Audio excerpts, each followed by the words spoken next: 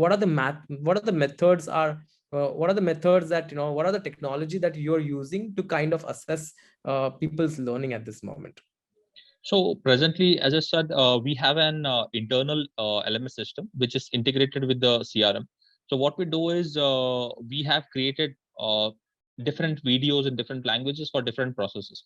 So whenever there is an update, so at least every 15 days there is a new update that has to be shared with the team, because there is some change in the process, some new feature has been added for the customer, etc.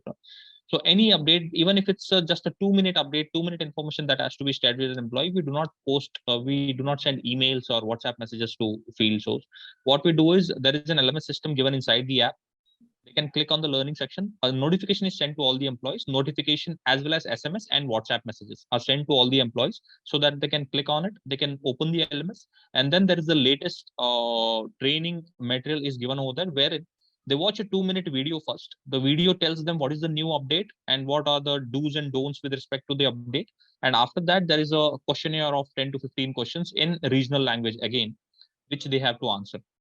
And if so, we have seen that at least 75% of the people are able to pass the test. The remaining 25% who are not able to pass the test because either they did not understand the question or they may have some doubts with respect to the content. The remaining 25% people are called up by a trainer on call, and and his queries are resolved, and then they again go for a reassessment test.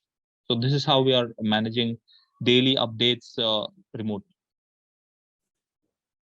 I think when you speak about it, it sounds, so easy that, people are actually coming on LMS and, actually learning and, appearing for a small test, assessing themselves and testing their knowledge. But I'm sure it's not that easy. So, it's a daunting task. It's like over a period of, it can't be done in a 1 day or 2-day period. It's like a week-long exercise. You have to keep sending notifications, reminders. So it's like the training team has to check how many percentage people have given the test. If it's not given, then a report goes to the manager that 30% of your team is still pending. Then there is a push given from the manager. So that's how it works. So as you know, a field is something, it's a different ballgame altogether, wherein you do not have complete control over the team.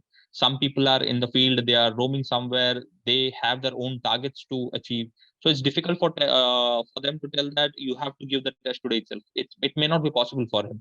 So there are different tactics that have to be used. You need to give a nudge through the manager, reporting manager, through the state heads, as well as through other notifications like WhatsApp, SMS, and app notifications. And I think over a period of 1 week, this entire base gets covered, 100% of the base, and employees have got used to it now. They know that if there is a learning update, it has to be done. Otherwise, by the month end, when there is a salary or incentive release, it can get impacted because of that. So it's necessary that the compensation part is tied to learning. Otherwise, the employee would feel that learning is an option for him and it's not a compulsory thing. So that's how we deal with it. We do come to know if a person has given a test or not. Like out of 100 employees, how many have attempted it, how many have left it partially, or how many have completed it, pass and fail. But yes, we cannot know if the test has been given honestly or someone has copied the answers. That is something that has to be solved for. But what we rely on is that since there is a 2-minute video for the update, for example, if I have you have to give them a small update that there is a decrease in late fees charged to customer from 5% to 2%. Then there is a small video, 2-minute video, which explains the logic behind when it is applicable from etc. And then they have to, so I can see if they have watched the video or not, and if they have answered the questions. And even if it's a copy, we rely on the fact that even if you have to copy something, you have to ask someone, there is a registering that is done. So you register that information with yourself, where even when you copy it or when you see it in a video. So even if the test is given as by taking it from someone or copying it, we are fine with it as long as he's doing it, because at least he's able to register that information with himself.